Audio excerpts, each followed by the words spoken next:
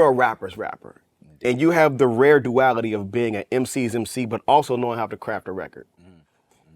It all boils down to words, but where does your love of wordplay come from? Probably my influences, and it's the way I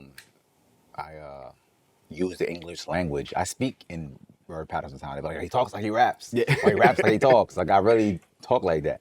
So I think it's just a combination of the two. Maybe I talk from my influences, and it's a back and forth kind of thing. But yeah, I think it's just the way I use the language. I really talk like how I rap. Like the first, And I'm Jamaican, so that the rhythmic elements of my flow come from culture. Yeah, I guess it's like a musical conversation. Yeah. It's a melting What pot. like the first things you started writing as like, just trying to figure out your voice as a rapper, like were they edging towards being that complex, or was that something that came? Did you always want to be a complex sort of writer, or did you develop that skill? About that. I first got into music, into writing when I heard Illmatic. I was super young. I heard Almanac, and when I first heard it, I didn't get it. It was so complex, and maybe I was too young for it. It flew over my head. I was like, I didn't get it at all. When it hit me and I understood what it was, I was like, wow. Yeah. This dude is describing everything he sees outside of his window, and he sees the same things I see out my window, but he's describing it in this prolific, lyrical ass way that I resonate with. So I remember when I first started writing, I had a dictionary, and the for some reason it was a paperback, and the front page ripped off. So I would just look at the words and be like, all these big ass words. And I just started rapping using a lot of the words. So my early rap sounded like I was a college professor. Like, they were like, what the fuck is he talking about? Yeah, they don't know, but it sounds great. But it was like, so it was super complex, my early raps. Cause like, then I started to learn to rhyme in syllables. So I see it, so the bigger the word was, the better for me. So if the word had 6 syllables, I'm like, oh, I'm gonna take that and create this whole sound. Yeah. But it came from Nas Illmatic. That's where it started.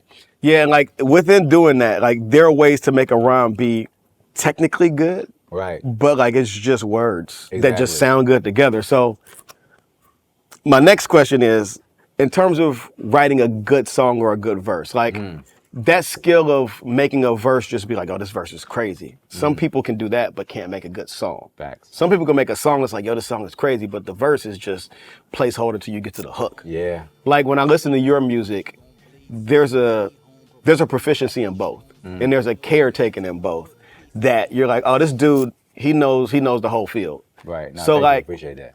My question is kind of like more of a conceptual question, kind of, But what's the difference between the two? Like, what makes a good verse and what makes a good song? If you could boil it down. You can. I think a good song has to encompass some sort of messaging. A good verse is just dope ass bars and a cool delivery and good cadence. And when you merge the two, that takes immense skill. If you think about it, a rapper that's nice and lyrical and does all the word patterns and all the tricks and understands how to write in that format might have a hard time maintaining that element of niceness when you got to talk about a topic. Yep. Or talk about a point and get that point, make it concise and fit into 16 bars. He might lose all the word patterns and all the tricks just to get his point across. And when you can do both, you mastered something different. That's a whole nother element you unlock. And I think I've been conquered that just from listening to artists like Nas, Eminem, Jay-Z. Those guys all did that well. They could fit a point and be poignant in 16 bars and still be lyrical and have word patterns and have all the same bells and whistles they have in a freestyle. That's a gift. That's a skill set that you got to practice and notice what it is in order to achieve it. If it just happens naturally for you, good for you. Or you got to just notice it and be like, oh, I could do all these tricks and the freestyles, but then I do a song and that's the window. Yeah.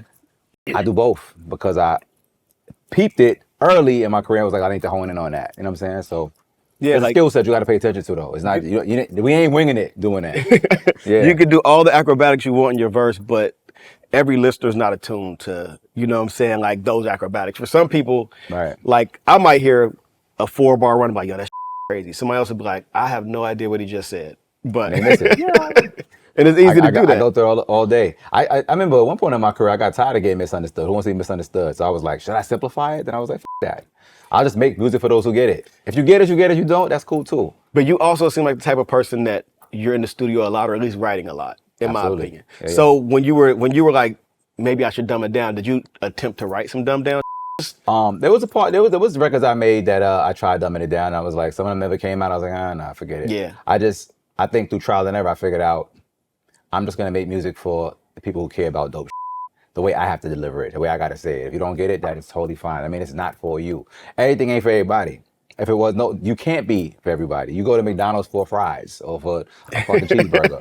Exactly. If you don't eat that, don't go there. Yeah. It's kind of simple. You know what I'm saying? You can't please everybody. So I started to figure that out a long time ago too. Like, just do you and be the best you can be, and whoever gravitates towards that, that's it. Yeah. You gotta be satisfied with that. You gotta understand that everybody's not gonna like this.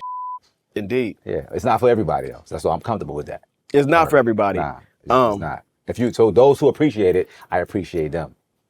Word. We appreciate you. Indeed.